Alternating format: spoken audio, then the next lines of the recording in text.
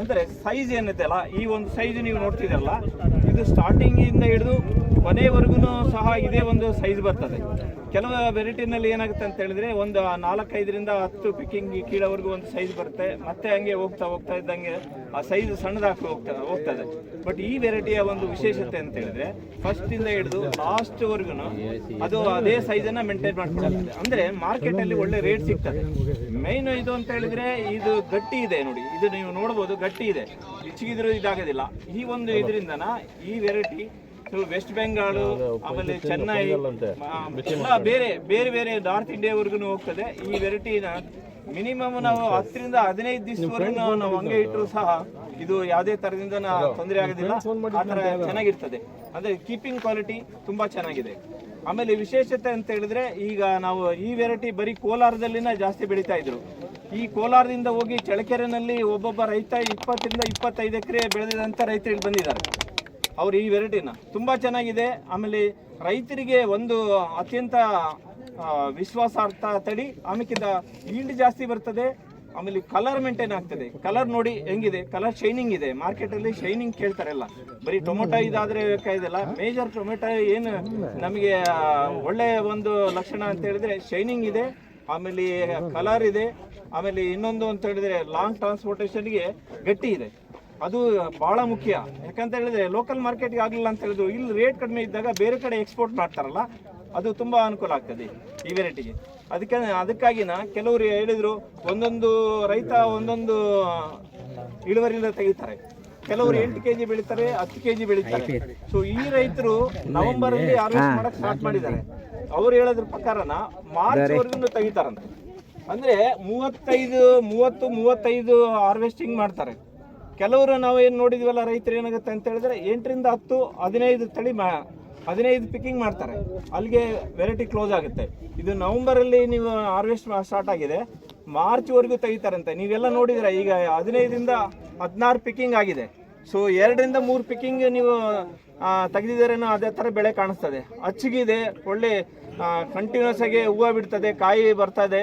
So ನೋಡಿದ್ರೆ ನಿಮಗೆ ತುಂಬಾ ಚೆನ್ನಾಗಿದೆ ಅಂತ ನಿಮಗೆ ಅನುಭವ ಆಗ್ತದೆ. ಸರ್, ಒಟ್ಟು ಎಷ್ಟು ದಿನ ಈ ಕಾಯಿ ಶೇಖರಣೆ ಮಾಡಬಹುದು ಸರ್?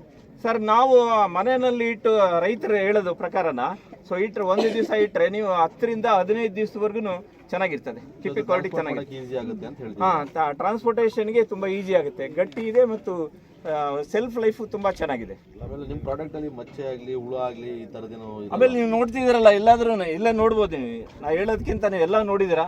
ಆ ಥರ ಏನೂ ಇಲ್ಲ. ಹುಳ ಬರುತ್ತೆ, ಮಚ್ಚೆ ಬರೋದಂಗೆ ಈ ವೆರೈಟಿ ಏನು ಇದಿಲ್ಲ, ಎಲ್ಲದಕ್ಕೂ ಬರ್ತದೆ. ಮೇಂಟೈನ್ ಮಾಡ್ಬೇಕು ಅಷ್ಟೇನ.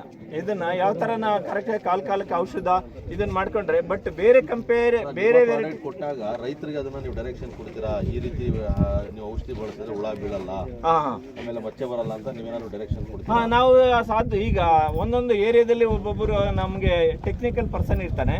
ಸೊ ಇಲ್ಲಿ ಬೆಳೆದಿದ್ವಲ್ಲ, ನಾವು ಸ್ಟಾರ್ಟಿಂಗ್ ಇಂದ ಹಿಡಿದು ಯಾವ ಔಷಧ ಹೊಡಿಬೇಕು, ಆಮೇಲೆ ಯಾವ್ದು ಔಷಧ ಹೊಡೆದ್ರೆ ಮಚ್ಚೆ ಬರೋದಿಲ್ಲ, ಆಮೇಲೆ ವೈರಸ್ನಿಗೆ ಯಾವ ಔಷಧ ಹೊಡಿಬೇಕು, ಪ್ರತಿಯೊಂದು ರೈತರಿಗೆ ಒಂದು ಮಾಹಿತಿನ ಕೊಡ್ತೀವಿ.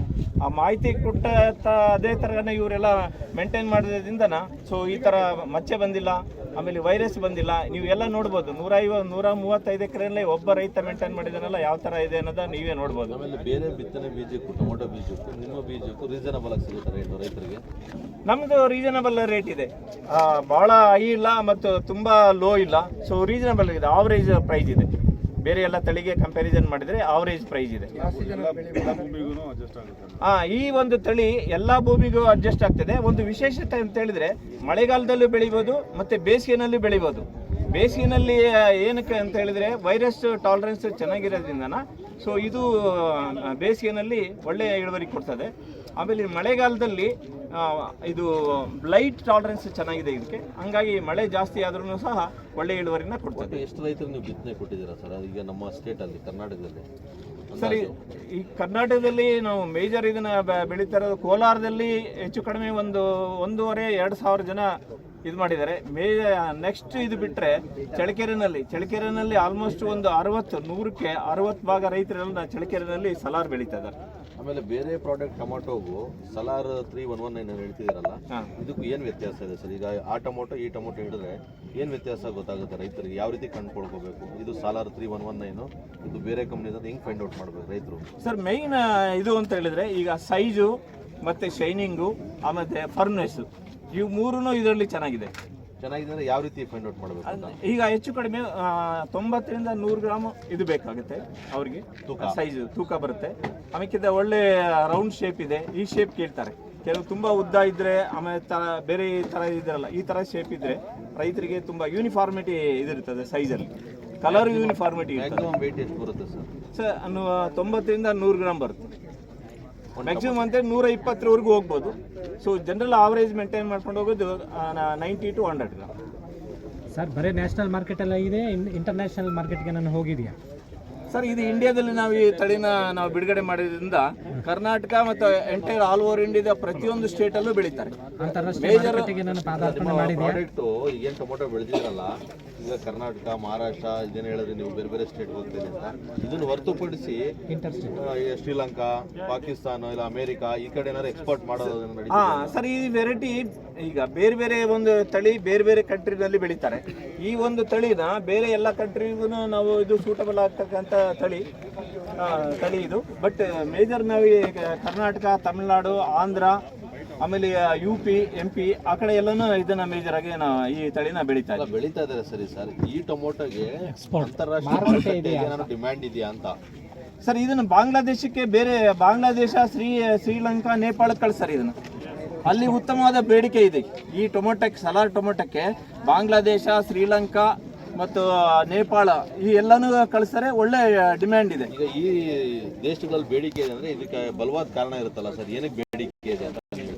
ಸರ್ ಮುಖ್ಯವಾಗಿ ಇದು ಒಳ್ಳೆ ಟೇಸ್ಟ್ ಇರ್ತದೆ, ದಿನಕ್ಕೆ ಒಳ್ಳೆ ಟೇಸ್ಟ್ ಇರ್ತದೆ. ಆಮೇಲೆ ನೋಡೋದಕ್ಕೆ ಕಲರ್ ಇರುತ್ತೆ.